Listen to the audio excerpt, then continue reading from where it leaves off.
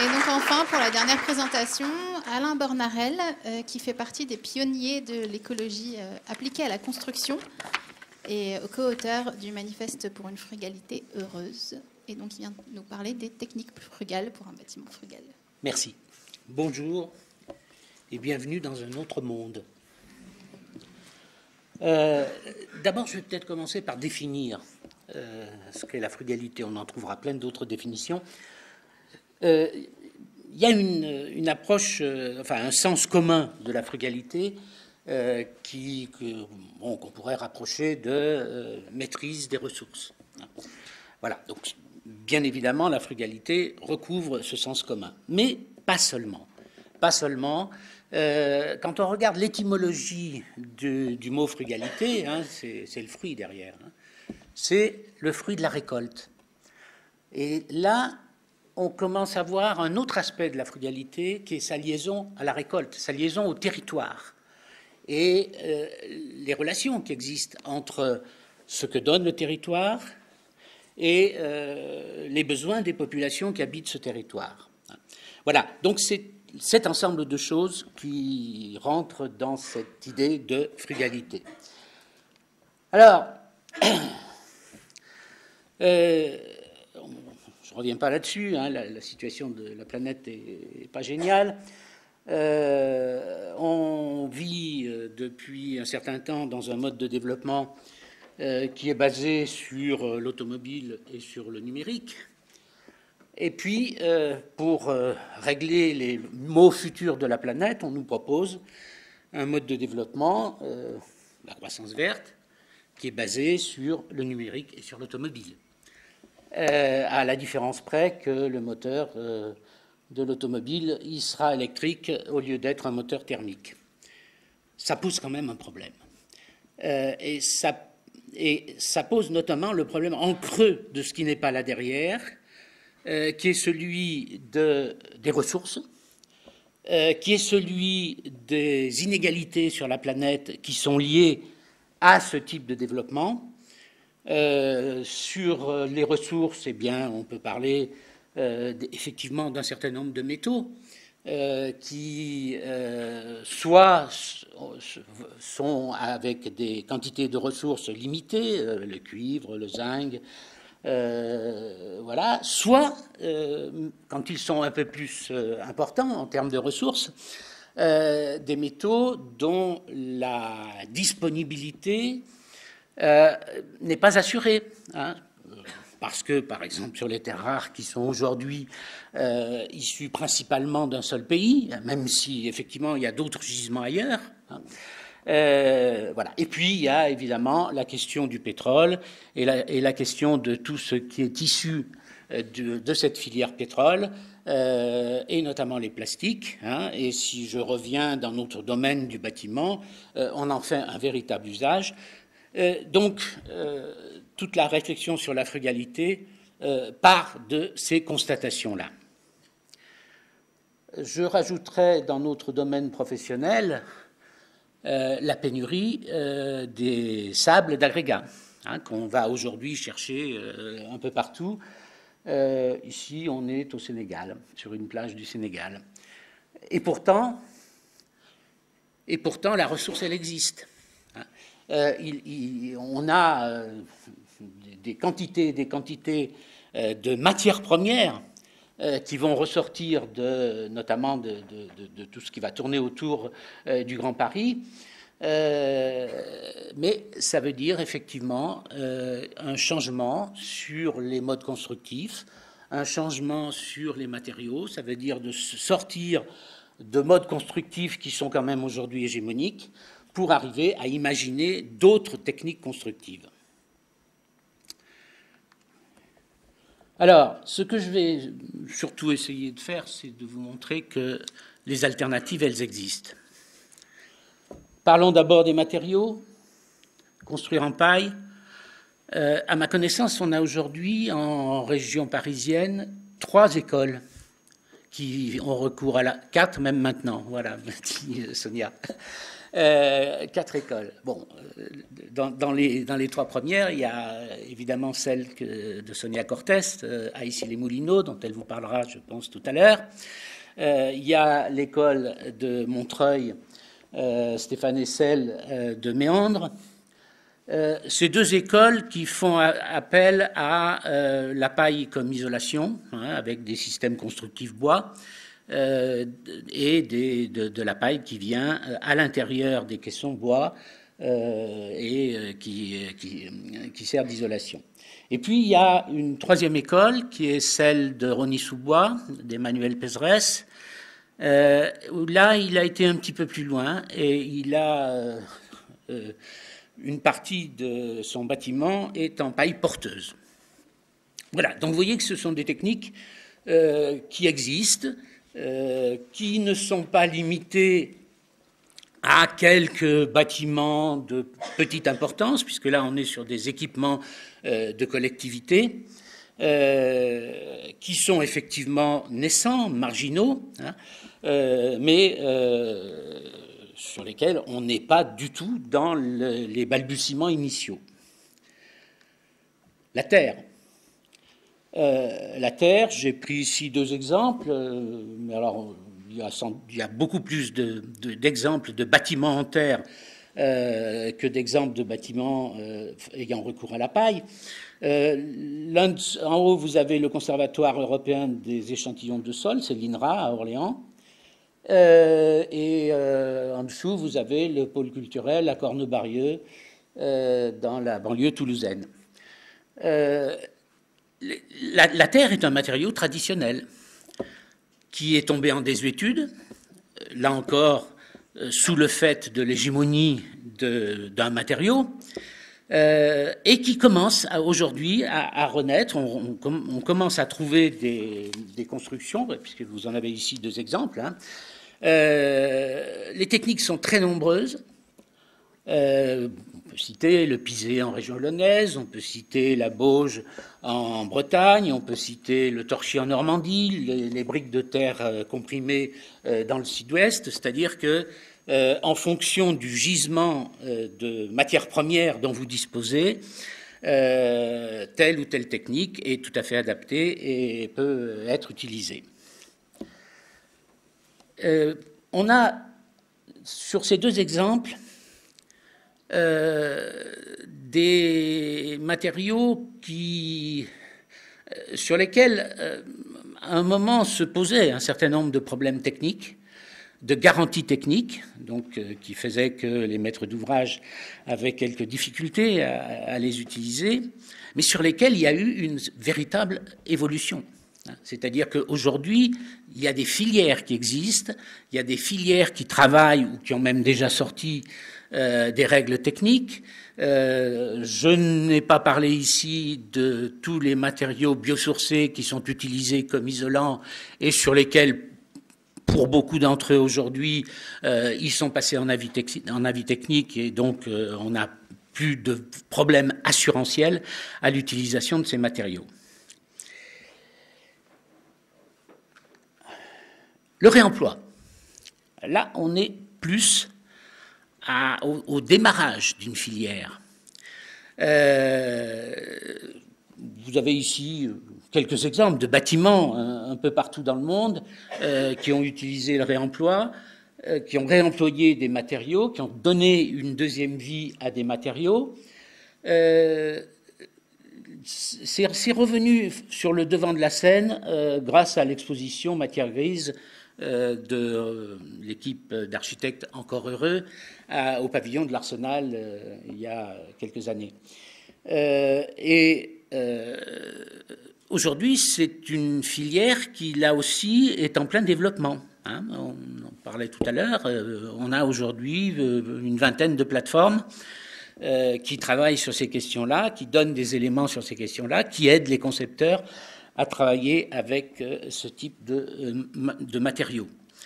Mais là, par contre, on est effectivement dans un domaine où les problèmes assurantiels continuent à se poser, où on a des progrès à faire en matière de qualification technique. La frugalité, ça n'est pas que des questions de matériaux. C'est aussi dans les systèmes techniques. On peut construire sans VMC. On est dans un pays en France où la ventilation mécanique est complètement hégémonique depuis les années 80. Et pourtant, dans ce cadre-là, il est possible de construire des bâtiments sans ventilation mécanique. J'en ai un premier exemple ici, c'est 100 logements à Saint-Nazaire, Square d'Elzieux, avec Philippe Madec comme architecte. On est dans un système qui utilise le tirage thermique pour amener l'air de l'extérieur vers le haut de la cheminée et qui est assisté, parce que évidemment le tirage thermique c'est quelque chose d'aléatoire, ce qui dépend des températures extérieures notamment. Donc, il y a besoin d'une assistance, et l'assistance, là, en l'occurrence, elle est double sur ce système-là. C'est d'une part le vent, avec une tourelle à vent, et d'autre part une cheminée solaire qui augmente artificiellement les températures à l'intérieur de la cheminée. On est sur un système de ce qu'on appelle ventilation naturelle, assistée et contrôlée. Contrôlée parce que, évidemment, si on ne veut pas de trop forte consommation d'énergie, il faut un système qui limite les débits quand il y a trop de tirage. Donc c'est un système de régulation par un bête registre, comme on en trouve dans pas mal d'équipements thermiques, un registre qui est là servi sur la vitesse ou sur le débit. Construire sans clim, c'est possible. Tout à l'heure, on a vu le bâtiment Green Office de Meudon de Bouygues Immobilier, qui est un bâtiment donc de 20 000 mètres carrés non climatisé, bâtiment de bureau, non climatisé. C'est un autre exemple que je donne ici, qui est c'est une salle de conférence. Et la salle de conférence, c'est le type de bâtiment sur lequel on a tendance à dire, oh là là, il y a beaucoup de monde là-dedans, il faut du traitement et de la climatisation. Eh bien non, ça n'est pas obligatoire. Et en plus, ici, on est à Saint-Denis de la Réunion. On est donc dans un climat qui est un climat plutôt plus sévère que celui qu'on connaît ici.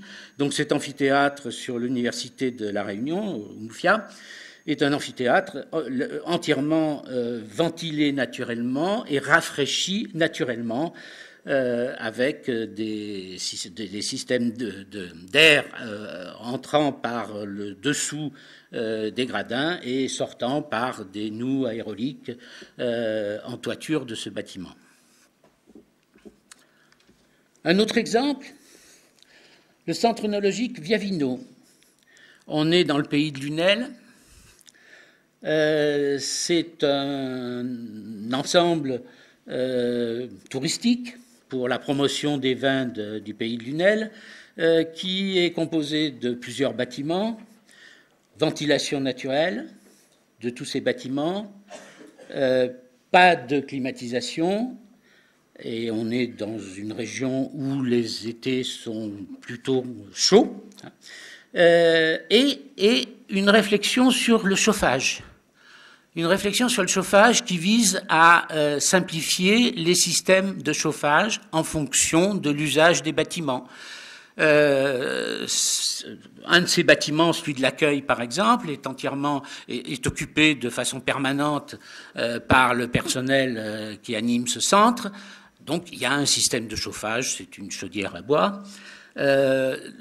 Un autre bâtiment est celui d'une salle de conférence qui est utilisé de façon intermittente. Donc sur ce bâtiment-là, c'est un poêle à bois que vous en avez ici sur l'image.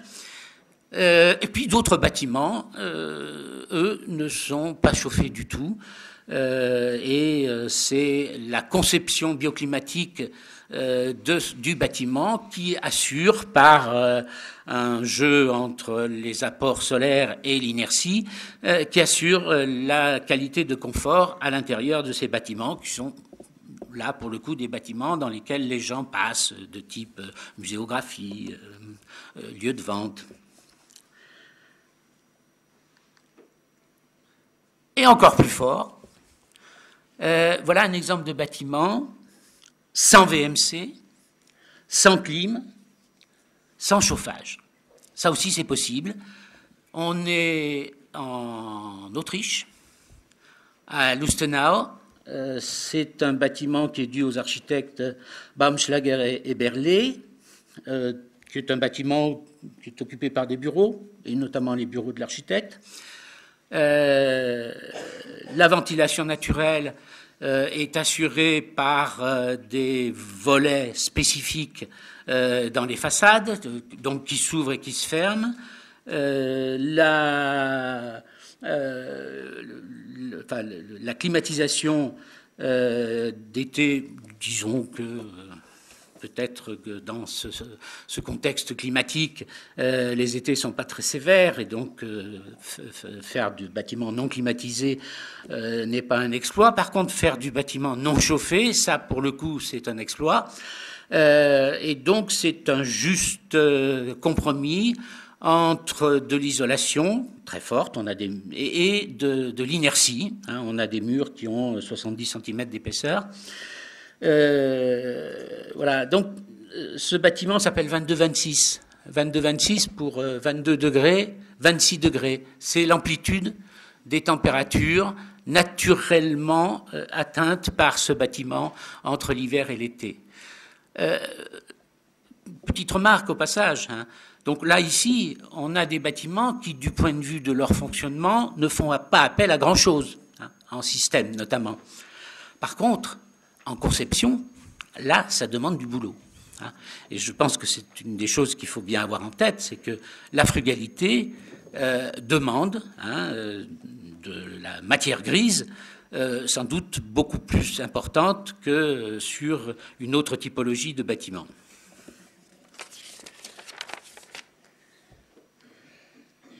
Et allons encore plus loin.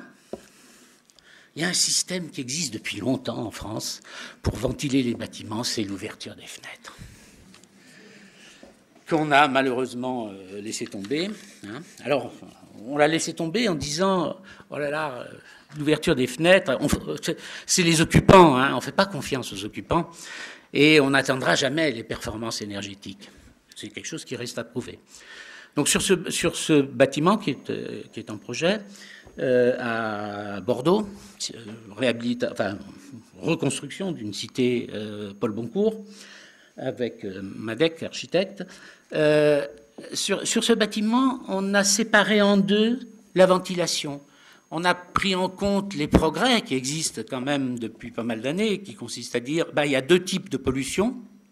Il y a la pollution du bâti, il y a la pollution de l'occupation. La pollution du bâti, elle est permanente. Donc, il faut une ventilation permanente. Elle est assurée par quelques grilles dans les fenêtres, positionnées comme il faut, bas et haut, pour que le sens des flux soit à peu près correct.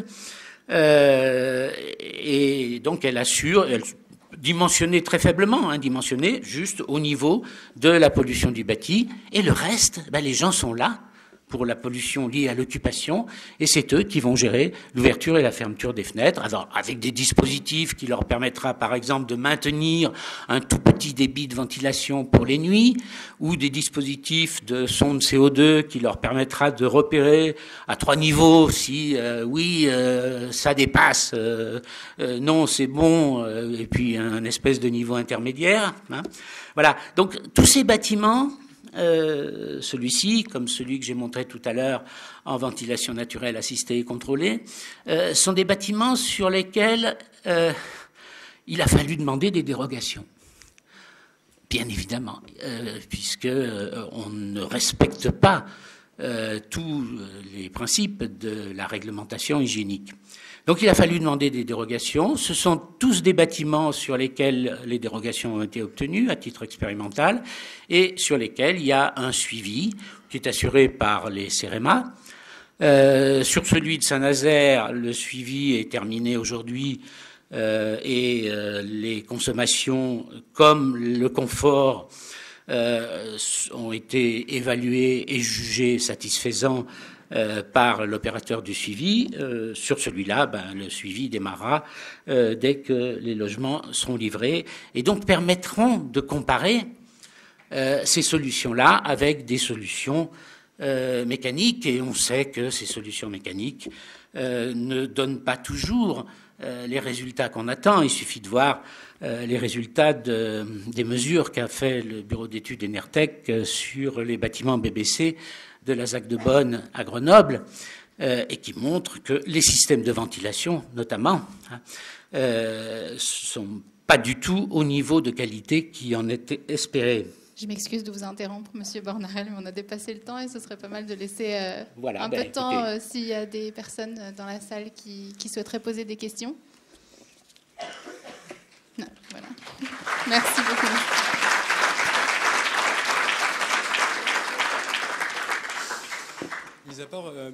Mis à part les soucis d'homologation de matériel, quels sont pour vous les freins qui font qu'aujourd'hui, Bouygues, par exemple, ne va pas utiliser ou travailler davantage sur ces solutions alternatives, notamment pour ce qui est de l'utilisation de matériaux, par exemple? Oui, alors,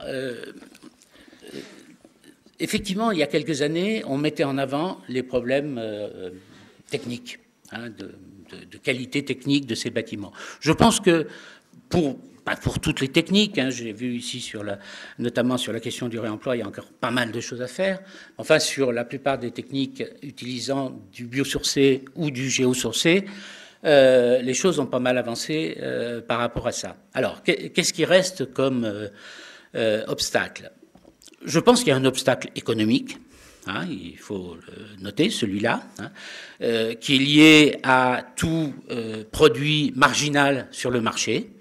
Un produit marginal sur le marché est toujours plus cher qu'un produit qui est vendu à des centaines de milliers d'exemplaires. Le système de ventilation que j'ai montré ici à Saint-Nazaire est plus cher qu'une VMC hygroréglable qui coûte quasiment rien du tout aujourd'hui. Donc ce problème-là, il existe. Il évoluera, c'est-à-dire que ce qu'on constate, c'est que tous les matériaux qui font leur place sur le marché, après les coûts se retrouvent à peu près au niveau des autres coûts. Et puis il y a un autre obstacle que j'appellerais peut-être frilosité, refus de sortir des sentiers battus. Voilà. Alors, ça ne veut pas dire que, vous avez cité Bouygues, qu'ils ne font pas de l'expérimentation là-dessus. Le bâtiment de Green Office de Meudon, ils sont effectivement sortis des sentiers battus. Mais un exemple. C'est un exemple qui n'est pas reproduit sur d'autres opérations. Et je crois que c'est aujourd'hui certainement le principal obstacle. Une autre petite question. Le micro arrive. Juste là.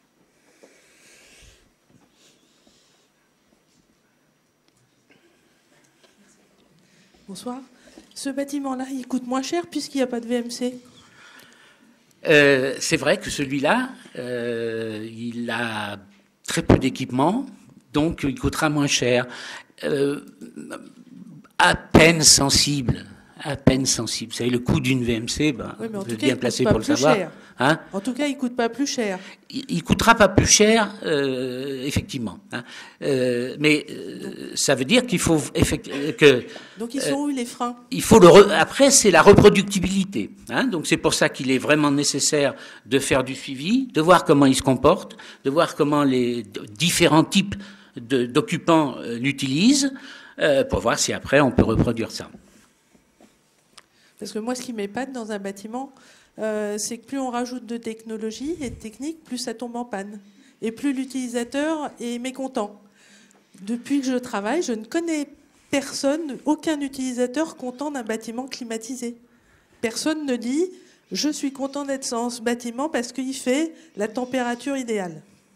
Ou il fait trop chaud, il fait trop froid, ou ça tombe en panne. Donc je ne comprends pas qu'on n'arrive pas à des solutions plus simples. Alors, je peux comprendre sur le bruit. Quand on est sur le périphérique ou en ville, c'est clair que la fenêtre fermée et qui ferme bien et qui isole du bruit, d'abord, c'est plutôt pratique. Mais sinon, après, j'ai un mal fou à comprendre pourquoi on rajoute des ennuis dans un bâtiment, maintenant. Ça a sans doute quelque chose à voir avec ce qu'on nous racontait tout à l'heure sur la dépossession de la maîtrise des utilisateurs sur le bâtiment. Donc effectivement, du coup, il y a un mécontentement qui est sans doute lié à ça. Il y a peut-être un autre aspect aussi qu'il faut voir sur ce type de bâtiment, et puisqu'on parlait de la reproductibilité de ce type de bâtiment, ça veut peut-être dire aussi qu'il faut retoiletter les réglementations. Parce qu'il est clair qu'un bâtiment comme ça, est-il réglementaire au terme de la réglementation thermique? Ça va dépendre des usagers. Donc, il arrive très souvent que le bâtiment frugal, qui apporte une vision transversale, globale de la conception et des préoccupations, soit pas forcément le bâtiment qui sera au top sur l'une de ces préoccupations. Et donc, peut-être qu'effectivement, aller un petit peu plus loin sur la qualité de l'air, par exemple, devrait nous conduire à être un petit peu moins bon en économie d'énergie. Merci beaucoup, Monsieur Bornarel.